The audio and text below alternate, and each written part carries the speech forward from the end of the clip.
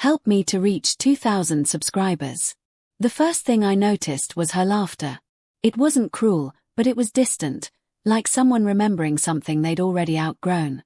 We were sitting at the edge of our bed, the same one we bought together 2 years ago when everything felt infinite. She reached for my hand, her thumb grazing my palm. Then she said it. "You're too young, Eli. You need to explore. You'll resent me if you don't." For a moment, I thought she was joking. My wife, Leah, always had this way of teasing serious things into jokes until they didn't feel so heavy. But that night, her eyes didn't carry the light I knew. They were careful, deliberate, like she'd rehearsed the whole thing in front of the mirror. "Explore what?" I asked, my voice cracking. "Life. People. Yourself.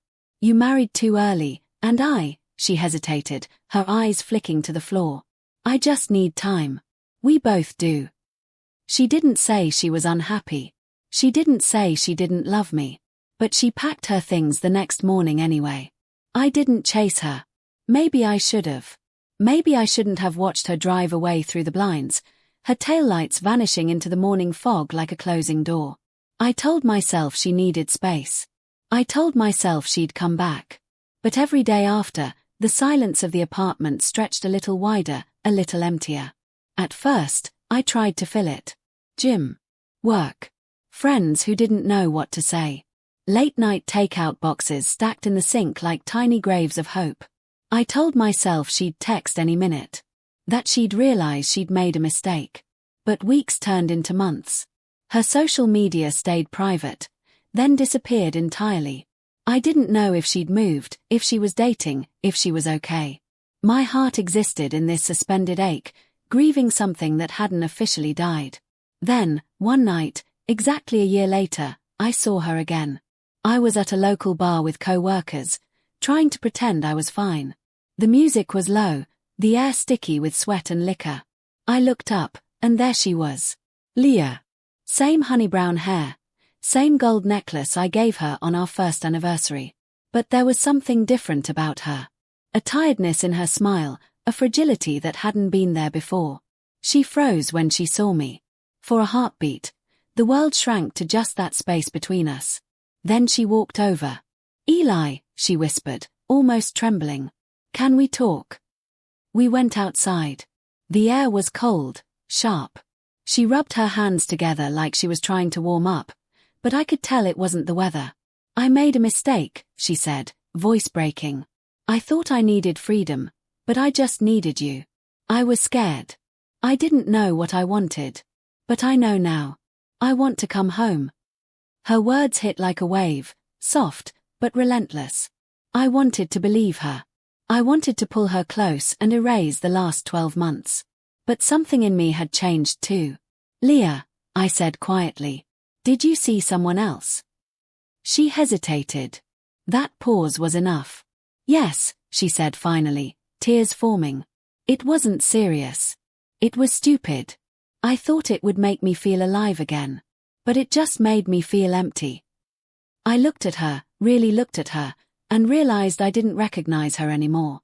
The woman in front of me wasn't the same person who used to fall asleep with her head on my chest, tracing invisible patterns on my skin. She was someone who had left.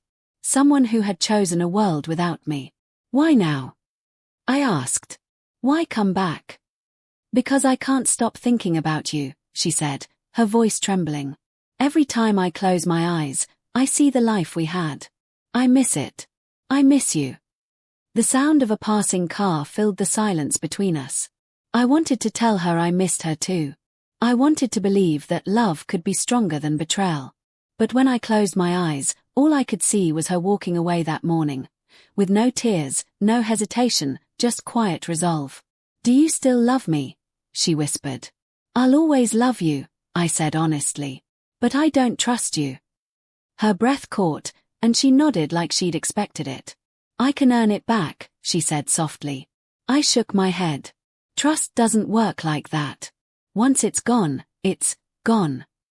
For a moment, neither of us spoke. The wind rustled through the trees, scattering dead leaves across the sidewalk. Her eyes were glassy now, her lips trembling. "I just wanted a chance," she said, barely audible. You had one, I whispered. You let it go. She reached out, her hand hovering near mine, then falling away. I'll always love you, Eli, she said, voice breaking. Then she turned and walked into the dark. I watched her go, the same way I did a year ago. But this time, there were no blinds between us, no illusions left to hide behind. The next morning, I found a letter slipped under my door. Her handwriting, messy, rushed, desperate. I almost didn't open it, but curiosity won. Eli, I know I hurt you. I don't expect forgiveness. I just wanted you to know that everything I thought I wanted out there, it was just noise. You were the quiet I didn't know I needed. If I ever mattered to you, remember me not for leaving, but for realizing too late what I lost. Leah. I folded the letter and placed it in the drawer beside my bed, next to the old wedding ring I still couldn't throw away. Sometimes, love doesn't end with shouting or hatred. Sometimes, it just fades, slowly, quietly, like a song you once knew by heart but can't remember the words to anymore. And maybe that's the hardest kind of betrayal. The kind where someone doesn't just cheat on you, they outgrow you, then come back to see if you've stayed the same. I hadn't. Not anymore.